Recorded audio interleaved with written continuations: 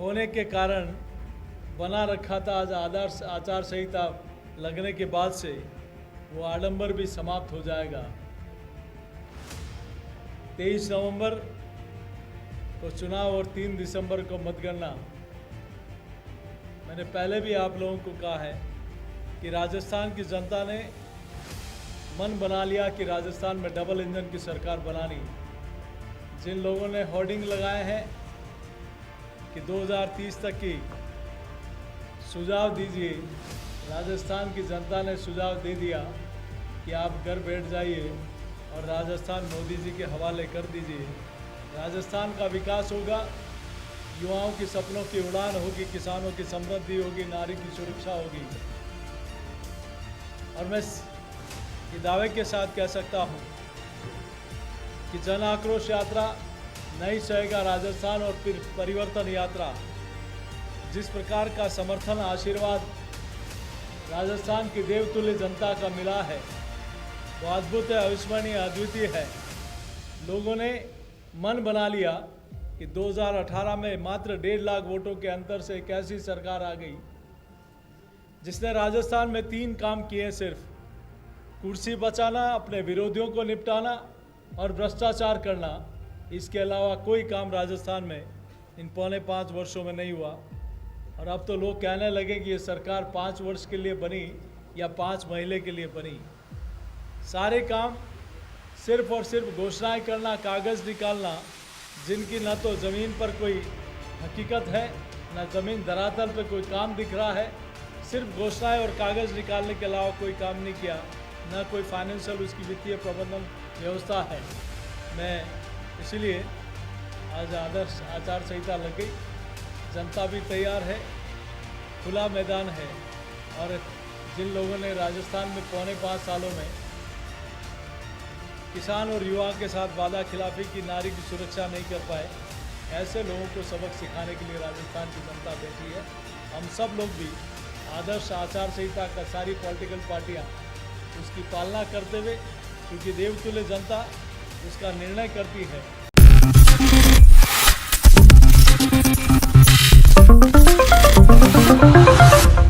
National news में आपका बहुत बहुत स्वागत है। मैं हूं आपके साथ अबरारुल हक रहमानी। राजस्थान में इस समय भारतीय जनता पार्टी पूरी तरीके से कांग्रेस के खिलाफ मोर्चेबंदी कर रही है। दरअसल इस मोर्चेबंदी को लेकर भारतीय जनता पार्टी पूरी तरीके से यहाँ पर हर जिले में अपने जो है प्रत्याशियों को लेकर पूरी तरीके से मेहनत करती नजर आ रही है। इसी पूरे मामले को लेकर खास रिपोर्ट के एक बार जरूर देखें।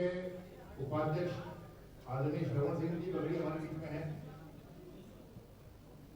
पार्टी के एससी मोर्चा के प्रदेश अध्यक्ष आदरणीय कैलाश जी मेघवाल हमारे बीच में हैं। पार्टी के प्रवक्ता आदरणीय लक्ष्मीकांत जी, पार्टी के मीडिया सेल के संयोजक आदरणीय प्रमोद जी हमारे बीच में हैं। मैं आज की इस पत्रकार वार्ता को संबोधित करने के लिए आदरणीय अध्यक्ष जी से आग्रह करूंगा कि आज का विषय सबके सामने रखें। नमस्कार। आज की प्रेस वार्ता में हमारे बीच में उपस्थित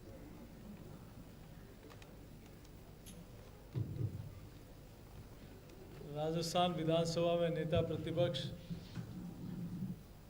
माननीय राजेंद्र सिंह जी राठौर साहब, हमारे उपनेता और प्रदेश के पूर्व अध्यक्ष माननीय सतीश पुनिया जी, प्रदेश के उपाध्यक्ष श्रवण सिंह जी, एससी मोर्चे के अध्यक्ष कैलाश मेघवाल जी, प्रमोद जी, लक्ष्मीकांत जी, पंकज मीणा जी, सभी पत्रकार साथियों, चुनाव की रणभेरी बज चुकी है। आज आदर्श आचार संहिता लग गई है और ये इस चुनाव का इंतज़ार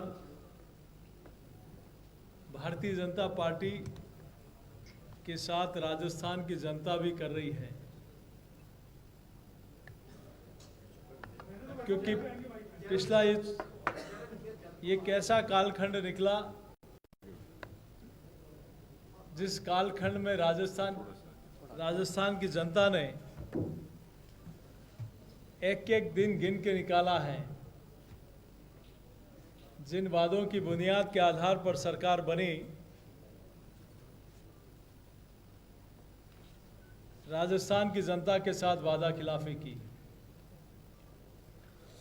हर राजस्थान का हर वर्ग, राजस्थान का जन जन इस सरकार से त्रस्त है और एक आडंबर जो सरकार के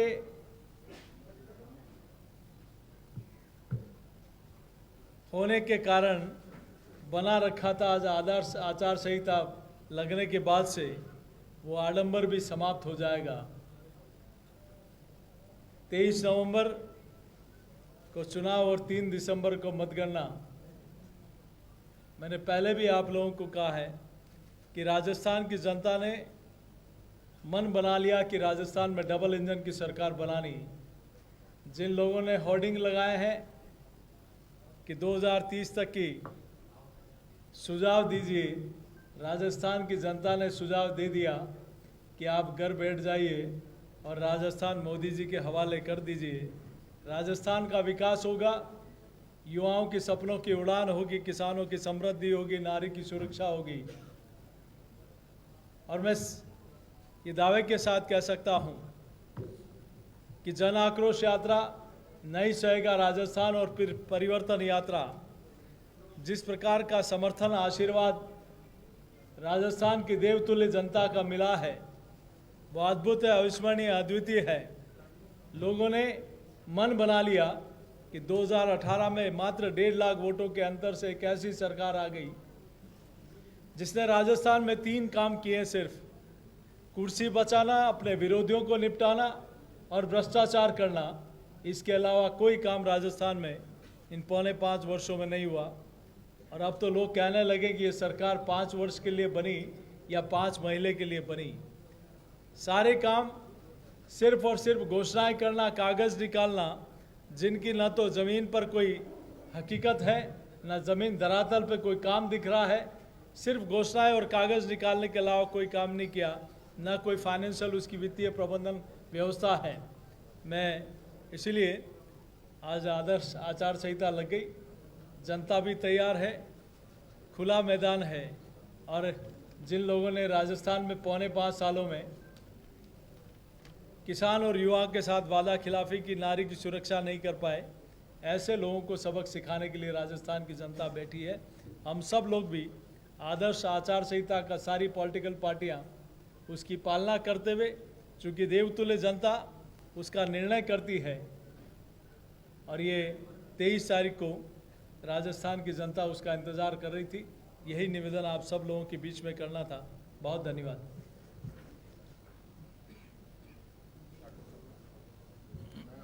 मैं आदरणीय नेता प्रतिपक्ष राजेंद्र राठौड़ साहब से आग्रह करूंगा कि वह भी अपना विषय सबके सामने रखें। माननीय अध्यक्ष जी की बात को आगे बढ़ाते हुए 23 और एक असुरूपी सरकार का मानमर्दन होगा। अब पिछले 4 महीनों में डिजाइन बॉक्स के नरेश अरोड़ा के निर्देशन में जो 2000 करोड़ की राशि के विज्ञापन जारी हुए और इन विज्ञापनों के माध्यम से मुख्यमंत्री जी ने प्रतिदिन अपनी छवि को महिमा मंडन करने की कोशिश की, वो सिलसिला बंद होगा। एक तरफ आदर्श आचार संहिता लग रही थी और दूसरी तरफ सचिवालय में कल रात से ही धड़ाधड़ कहीं खानों का आवंटन हुआ था तो कहीं स्थानांतरण हो रहे थे। हद तो तब हो गई जब संवैधानिक राजस्थान लोक सेवा आयोग में मुख्यमंत्री जी अपने ओएसडी सहित केसरी सिंह और अयूब खान की सिफारिश करते हैं। स्टाफ सिलेक्शन बोर्ड के अंदर डॉक्टर संजय ओसवाल की सिफारिश करते हैं। मैं समझता हूं कि इस प्रकार का करते इस बात को कर रहा है कि सरकार के मुखिया ने यह महसूस कर लिया कि उनका जाना बिल्कुल तय है और जाते जाते वो अपने अविश्वसनीय लोगों को पुरस्कृत करके चले जाएं। आज पीसीसी के चीफ प्रेस कॉन्फ्रेंस के माध्यम से एक बार फिर संवैधानिक पदों पर बैठे उपराष्ट्रपति महोदय के दौरे पर ला देते हैं। मैं समझता हूं कि आपने पिछले 4 दिनों के अंदर दर्जनों बोर्डों की गठन की बात सुनी होगी। राजस्थान के अंदर इस प्रकार के कभी जातिगत आधार पर जिनकी भावना नहीं थी, थोथी बातें, थोता चने बाजा कहने की तर्ज पर ये करते रहे। हम आज चुनाव आयोग से ये मांग करने वाले हैं कि जो जनता गाड़ी कमाई से जो स्मार्टफोन बांटे हैं, जिनमें 13 मुख्यमंत्री जी की फोटो है, चूंकि आदर्श आचार संहिता लग गई, ये फोटो किस प्रकार हटे इस बारे में चुनाव चिंता करें। मुख्यमंत्री जी ने जो 7 करोड़ 16 लाख अपने गारंटी कार्ड बांटे हैं, उनमें फोटो है, वो कैसे हटे।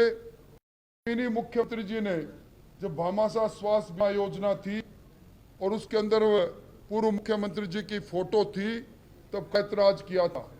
इसलिए मैं ये कह सकता हूं कि अब वो अधिकारियों के द्वारा जो लूट मचा रखी थी, लूट खसोट का अंत होगा और हम पे निगाह रखेंगे सचिवालय में चलने वाली फाइलों पर भी। और ये जिस प्रकार बंदरबाट कर रहे हैं, राजस्थान आर्थिक आपातकाल की ओर पूर्णतः बढ़ चुका है। बिना बजटीय प्रावधान की थोथी घोषणाओं का अंत होगा और अब एक बार फिर ऐसा राजस्थान बनेगा जिस राजस्थान में सुशासन होगा, दहशतगर्दी का अंत होगा, अरमान नहीं लूटे जाएंगे, बहनों की इज्जत सुरक्षित होगी। हम सब लोग मिलकर किसानों के साथ जो अन्याय हुआ उसका प्रतिकार करेंगे, जनता की अदालत में जाएंगे। और लगता है कि कांग्रेस ने चुनाव से पहले ही हथियार डाल दिए, क्योंकि जिस प्रकार पिछले 2 दिनों से अपने चाहतों को उपकृत करने के लिए धनाधन फाइलें इधर से उधर दौड़ रही है, मैं समझता हूं कि ये अपने कार्यकाल को अंतिम कार्यकाल मानते हुए मुख्यमंत्री जी ने इस प्रकार के निर्णय लिए हैं। मोटे तौर पर मुझे इतना ही कहना है। अब मैं उपनेता जी सतीश पूनिया जी से निवेदन करूंगा कि वो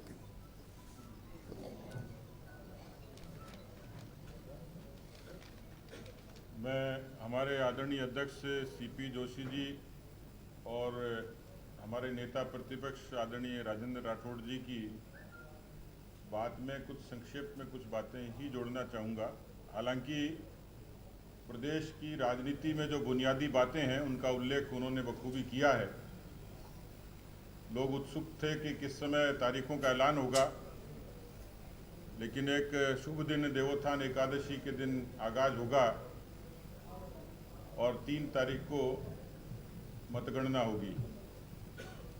राजस्थान में पिछले 20 वर्षों में आमतौर पर जो चुनाव होता है वो रिवाज के हिसाब से होता है और इसलिए वो रिवाज कांग्रेस के खिलाफ है, भारतीय जनता पार्टी के पक्ष में है।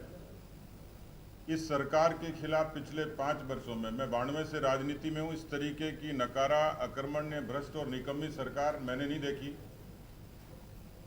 इस चुनाव में किसानों की कर्जा माफी, जमीनों की नीलामी, उनका अवसाद और उनकी आत्महत्याएं, पेपर लीक और बेरोजगारी जो सर्वाधिक है, शांतिपूर्ण प्रदेश में 11 लाख मुकदमे, ये सरकार के गृह मंत्री के कामकाज की वानगी है।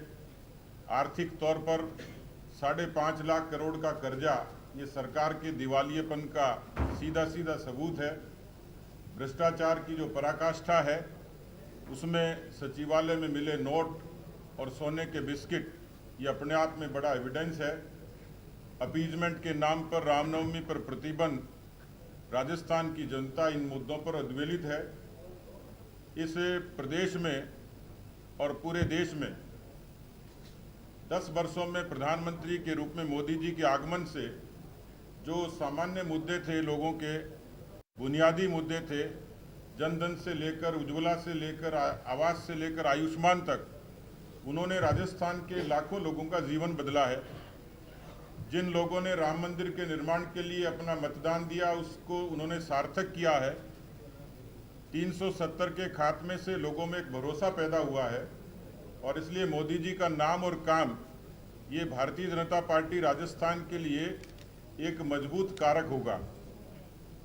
राजस्थान की जनता कांग्रेस पार्टी को ईवीएम पर बदला लेने के लिए पूरे तरीके से तत्पर है, मोदी जी के नाम और काम पर मुहर लगाने के लिए तत्पर है और इसलिए मुझे इसमें कोई शक शुबा लगता नहीं है कि जिस तरीके से जगह जगह उद्वेलन है, अशांति है, अराजकता है, आक्रोश है और ख़ास तौर पर ये 3 बड़े मुद्दे, किसान, नौजवान, इनका उद्वेलन ईवीएम पे बहुत मुखरता के साथ होगा और इसलिए मैं हमारे नेताओं की साक्षी में आप सब के सामने ये कह सकता हूं कि भारतीय जनता पार्टी इस बार एक अच्छे ऐतिहासिक बहुमत की तरफ जा रही है। कांग्रेस की ऐतिहासिक हार होगी और इसका कारण कांग्रेस खुद है। जिस तरीके से बाड़ाबंदी से लेकर इस्तीफों का दौर चला, उन्होंने अपना घर का झगड़ा मैच कहा होगा, लेकिन राजस्थान की गवर्नेंस पर उसका असर पड़ा है और इसलिए ये स्पष्ट तौर पर दिखाई देता है। संगठन के तौर पर तुलना करें तो आज 52,000 बूथों पर भारतीय जनता पार्टी का मजबूत और सशक्त संगठन ये पूरी ताकत से एक एक कार्यकर्ता बूथ पर विजय का संकल्प लेकर काम कर रहा है। जो विग्रह उनका दिखता था, आज भी उसका समाधान नहीं है। मुझे लगता है कि हम सब लोगों की चुनावी तैयारी बेहतर है और जिसका उल्लेख अभी माननीय अध्यक्ष जी ने कहा, जनाक्रोश नहीं सहेगा राजस्थान और परिवर्तन संकल्प यात्रा, इनको जिस तरीके से सफलता मिली, कार्यकर्ताओं में मनोबल का निर्माण हुआ और राजस्थान में इन मुद्दों की नीचे तक स्थापना हुई, वो हमारे लिए, पार्टी के लिए एक अच्छा शुभ संकेत है। बहुत बहुत धन्यवाद। तो आपने देखा दर्शकों, दरअसल सीपी जोशी भारतीय जनता पार्टी के जो अध्यक्ष हैं राजस्थान इकाई के, दरअसल वो सीधे तौर पर अशोक गहलोत की सरकार को जो है कहीं ना कहीं यहाँ पर पूरी तरीके से विफल बता रहे हैं। देखते हैं जनता का इस पर क्या रिएक्शन होता है। इस खास रिपोर्ट में बस इतना ही। जुड़े रहिए बड़ी खबरों के लिए नेक्स्ट 9 न्यूज़ के साथ।